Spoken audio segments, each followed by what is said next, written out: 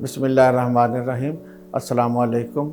आज मैं आपको डायबिटीज़, जिसको शुगर का मरज़ कहते हैं, उसके बारे में कुछ बताना चाहता हूँ।